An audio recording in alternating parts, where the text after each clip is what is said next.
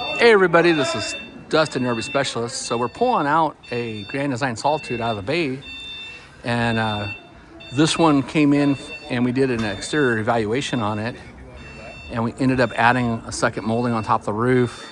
It actually had a lot of wrinkles on the radius, and on the back of this it was really extremely bad. We put in new insert molding, resealed everything on the roof. While the guys were up there, they actually tightened up the customer's roof air conditioning that he didn't know about, so we did that as well, just as a courtesy while we're doing so much other work to it for him. And then there was a couple other things that we did on it.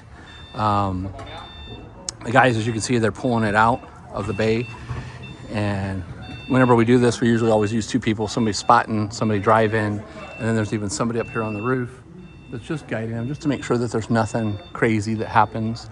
But some of these units are so much taller now than they used to be. You know, eventually our bay doors, we're probably going to end up cutting them and making them bigger. And I think that's going to come sometime this year. But it's just, you know, these are our bays, and everybody keeps increasing the height of these guys. And so it's making it a little bit more challenging to get them in and out. Sometimes when we're doing roof work, we have to take the roof air conditioners off in order to get them in because they're so tall. But all right, well, stay tuned for more. Like I said, we did some videos on this one already, and some posts and pictures and articles, and it's was in here for a lot of maintenance. I think eventually at some point the owner's going to come back in and do a body reseal, and then go from there. And then he's also, I think he was planning on doing a Roadmaster, or not, you know, Roadmaster Comfort Ride kit. He had talked to me about doing possibly a Gen Y hitch, and then we found a bunch of stuff wrong with the slide outs as well. You know, seam tapes, moldings, things that need to be touched up, screws and whatnot.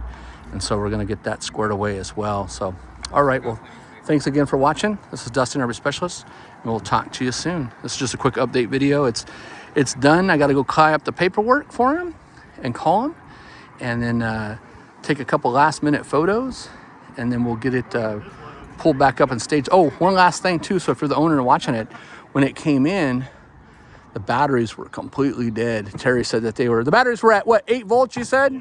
Yep. So it was so low that it even wouldn't charge off of the converter. So we actually had to take a separate battery box and connect it to it to charge the batteries independently, so that the converter would recognize it and then jump back in to charge it. So make sure you're keeping up on your batteries. Terry said that the batteries were fine.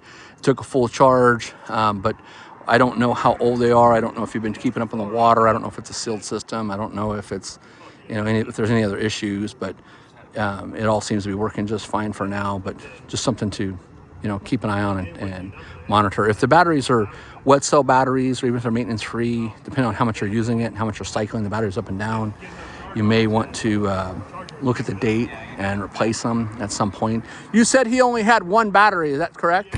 Yeah, so a unit this size, I would recommend 2 batteries. So when that battery does go bad or you're going to upgrade, I would put 2 batteries in there instead of 1. I mean, you've got so many components. You know, you've got a 6-point leveling jack system, you got 3 slide outs, you got power awnings. You know, it's just not enough voltage. I mean, it's a, hey, it'll get you by, it'll work, but it's not, you know, it's better to have some strong horses pulling this sucker instead of a couple of little ponies.